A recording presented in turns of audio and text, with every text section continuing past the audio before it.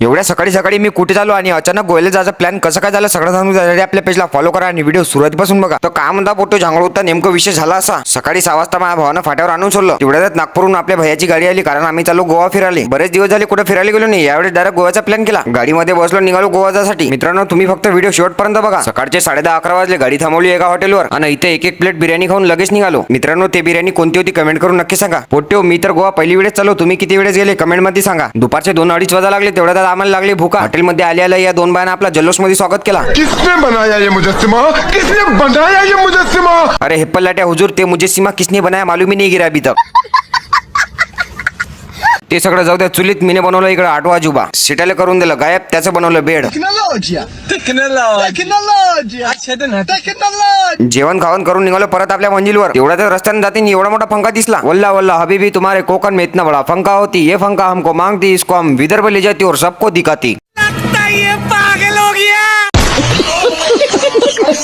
परत आम्हाला भूक लागली आणि यावेळेस थांबला मी सह्याद्री हॉटेलमध्ये. साला दिवसभर नुसतं नाश्ता जेवण पण हे चालला कुठं. जेवण वगैरे दाबून गेलो सरकार आलो. या गावात कोणतं गाव होतं मला काही माहित नाही. इथे लागली भाऊ आपल्याला 90ची. त्याला वेगवेगळे जेवण नसलं चालते पण 90 पाहिजे. 90 पिऊन कर्नाटक मध्ये कधी आलो माहितीच पडलं नाही. इथला व्ह्यू इतका चांगला होता की डायरेक्ट सनरूफ खोलून वरच बसलो. आता तुम्ही पहा फक्त नजारे.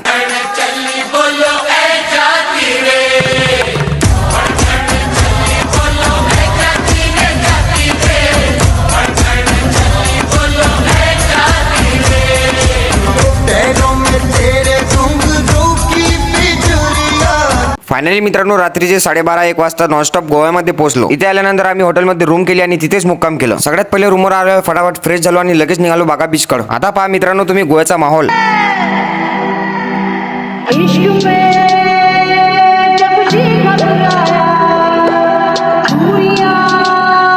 मित्रांनो दुसऱ्या दिवशी कोणकोणत्या ठिकाणी फिरलो आणि पब मध्ये जाऊन रशियनसोबत कसं काय डान्स केलं ते सगळं पार्ट 2 मध्ये सांगतो कारण व्हिडिओ खूप लांब होत चालला. मित्रांनो आपण गोव्याला 7-8 दिवस राहणार आहोत. तर आजपासून आपले कंटिन्यू गोव्याचे ब्लॉग येणार. पार्ट 2 पाहण्यासाठी आपल्या पेजला आताच फॉलो करा आणि व्हिडिओला जास्तीत जास्त शेअर करा. आता भेटू पुढच्या ब्लॉग मध्ये. कमेंट करा पार्ट 2.